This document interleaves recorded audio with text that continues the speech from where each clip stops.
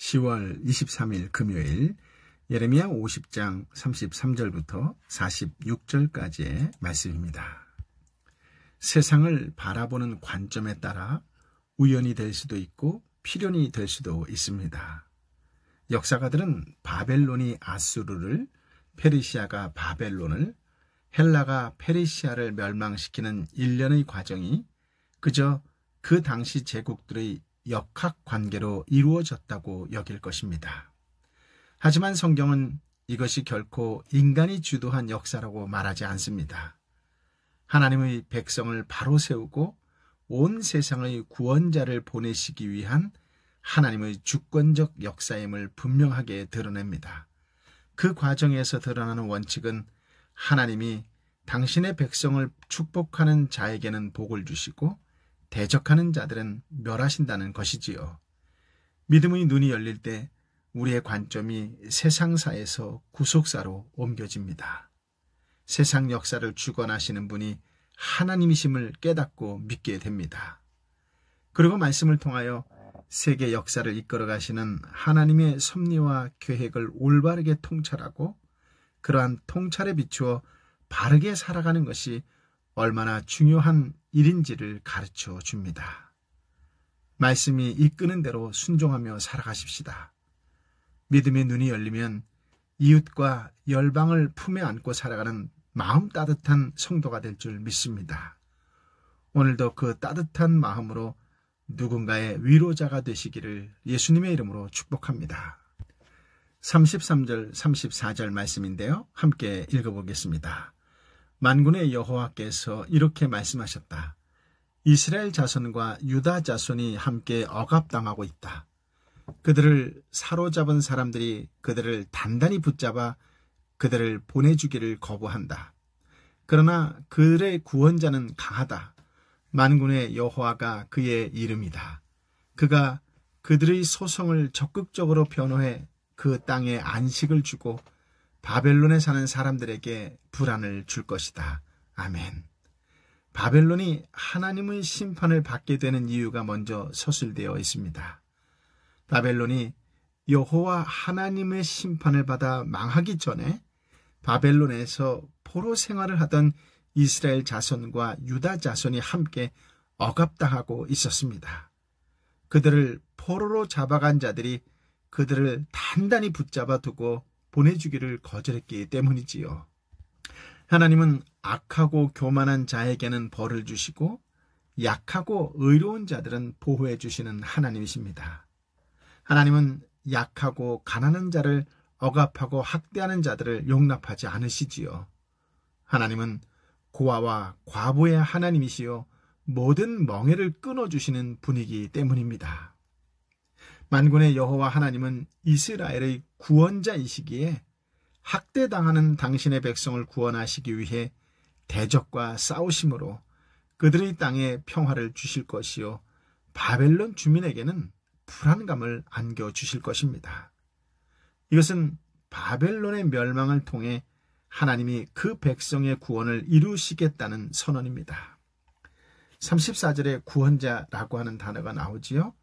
이것은 예수 그리스도께서 당신의 보혈로 값을 지불하시고 죄의 종이었던 인간을 해방시킨 것을 의미합니다. 이 구속의 행위는 불의한 자가 의롭다함을 얻을 수 있는 유일한 길이지요. 그래서 로마서 3장 24절에 이런 말씀이 기록되어 있습니다. 그리스도 예수 안에 있는 구속으로 인해 하나님의 은혜로 값없이 의롭다는 인정을 받습니다. 아멘.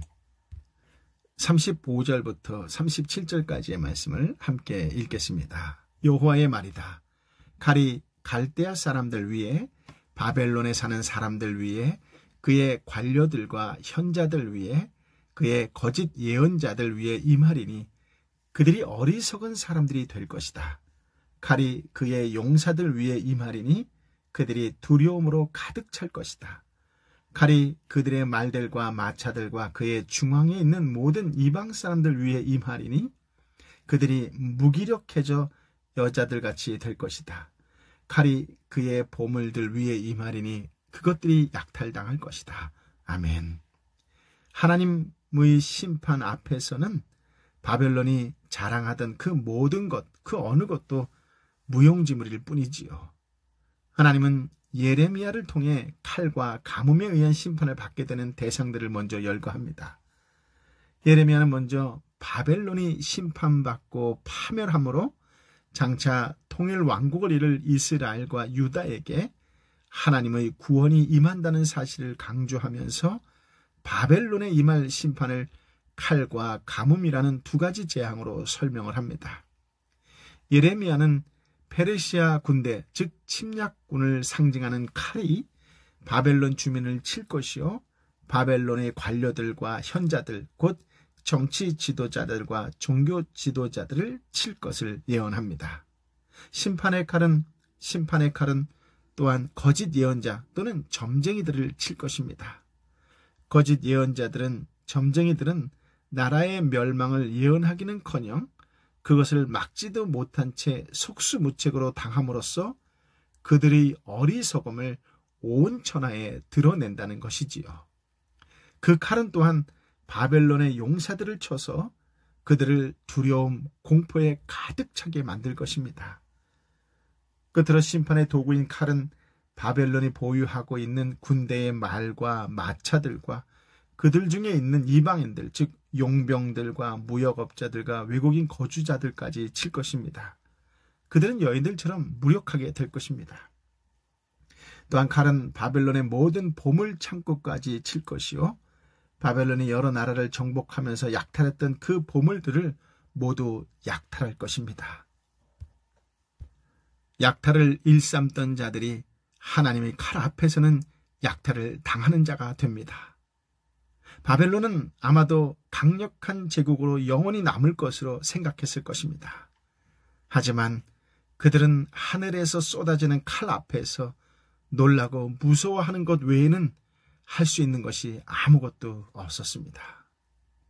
칼의 심판에 이어 가뭄 역시 바벨론에 임할 것입니다. 38절부터 41절까지의 말씀인데요. 함께 읽어보겠습니다. 가뭄이 그의 물 위에 임하리니 그것들이 말라버릴 것이다. 이는 그곳이 우상들의 땅이요 그들이 우상들에 미쳤기 때문이다. 그러므로 사막의 듬징심과 하이에나가 그곳에 살 것이며 타조들도 그곳에 살 것이나 다시는 영원히 사람이 살지 않을 것이고 대대로 사람이 살지 않을 것이다. 여호와가 말한다. 하나님께서 소돔과 고모라를 그 이웃 성읍들과 함께 멸망시킨 것처럼 그곳에 아무도 살지 않을 것이다. 그곳에 어떤 사람의 아들도 살지 않을 것이다. 보라, 북쪽에서 한 민족이 오고 있다. 땅끝으로부터 한 큰 민족이 많은 왕들이 일어나고 있다. 아멘. 심한 가뭄이 바벨론 모든 물 위에 내려 말려버릴 것입니다.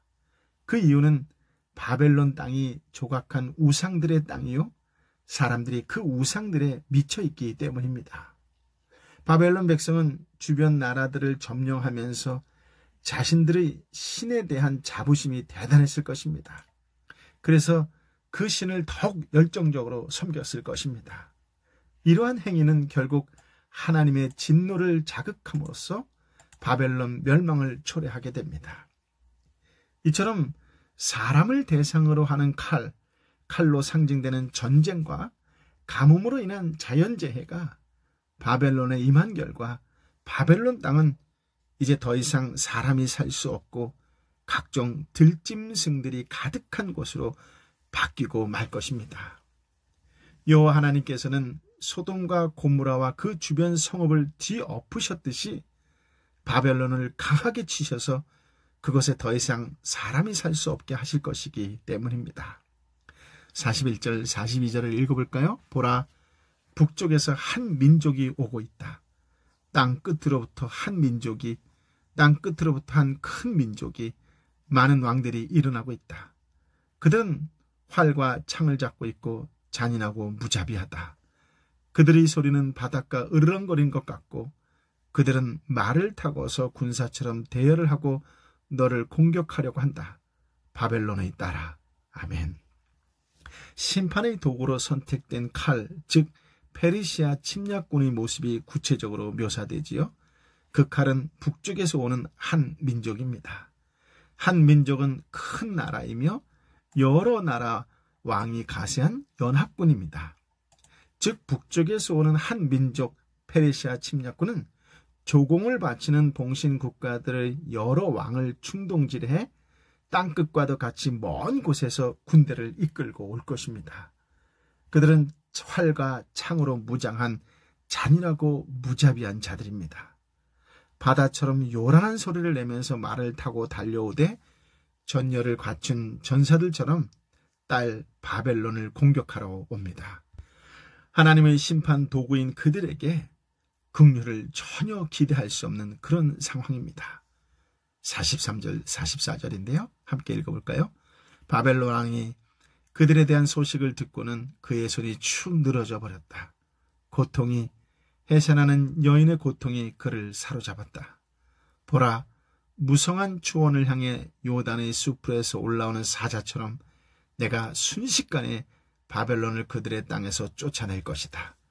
내가 이것을 위해 선택한 지도자가 누구냐? 누가 나와 같고 누가 내게 도전할 수 있겠느냐? 어떤 목자가 나를 대적해서 설 수 있겠느냐? 아멘. 바벨론은 그들이 주변 나라에 주었던 공포와 고통을 그대로 돌려받게 될 것입니다. 페르시아 침략군의 진격 소식을 듣는 바벨론 왕은 두 손에 맥이 풀릴 것이요 해산하는 여인처럼 고통, 진통에 시달릴 것입니다. 이러한 표현은 아이러니하게도 남왕국 유다를 침공한 바벨론 연합군의 모습에 대한 묘사와 거의 같지요. 그렇습니다. 심은 대로 거둡니다.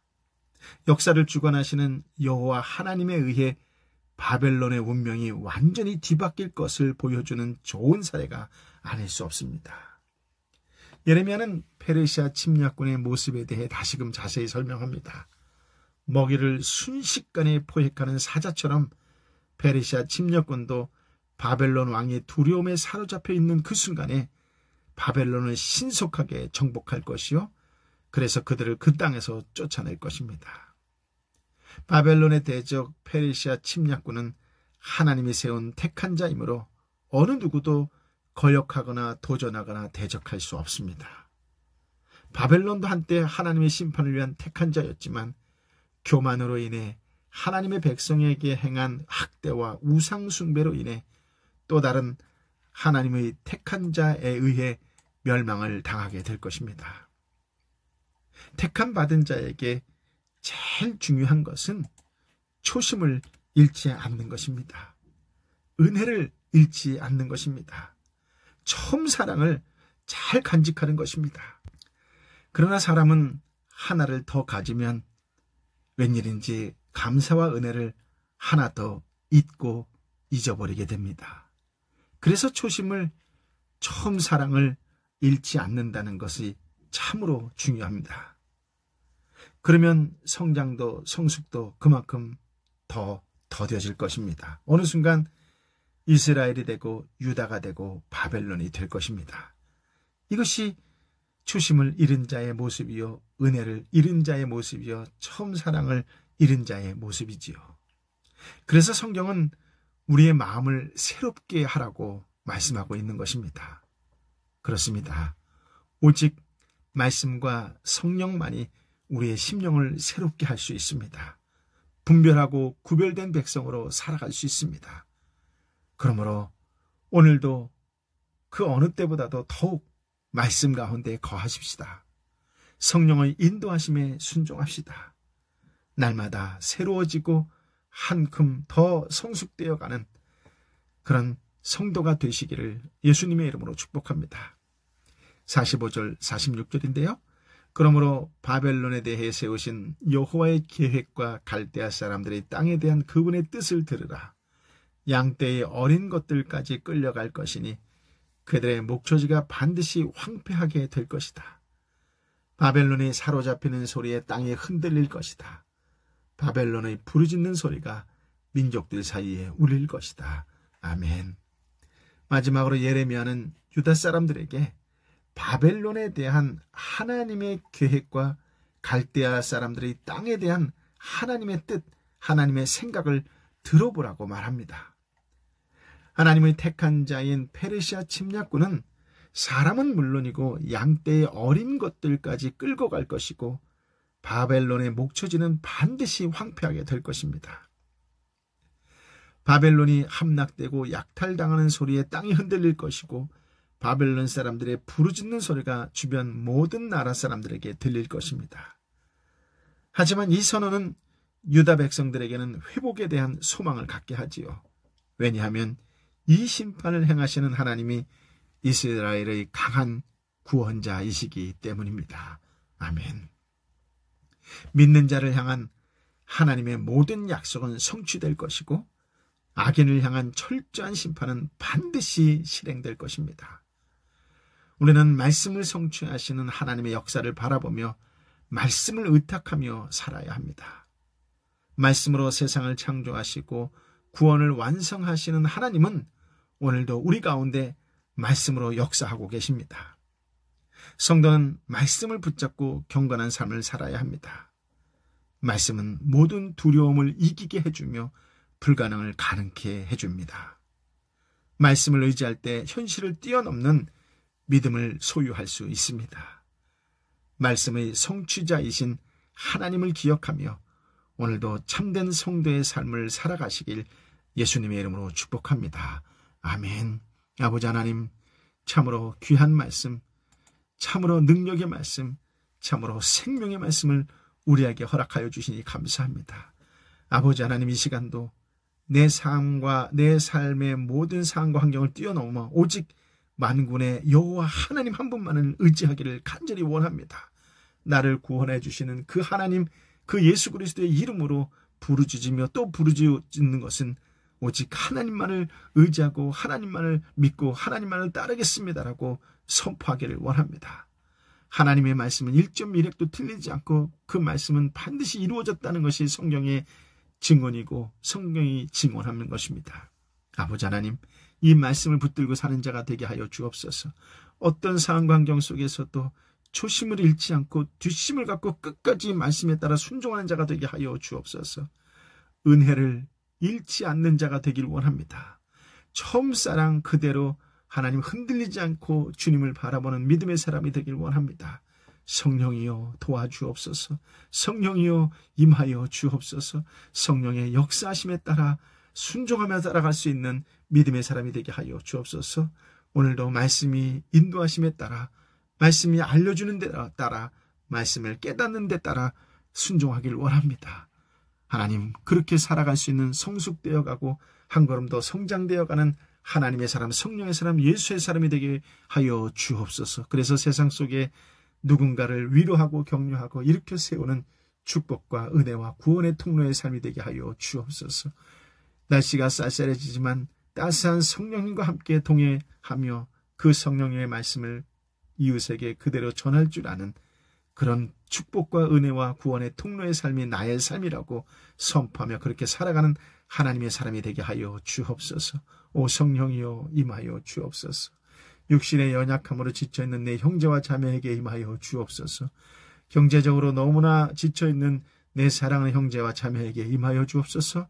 사랑하는 선교사님과 선교지 위에 임하여 주옵소서.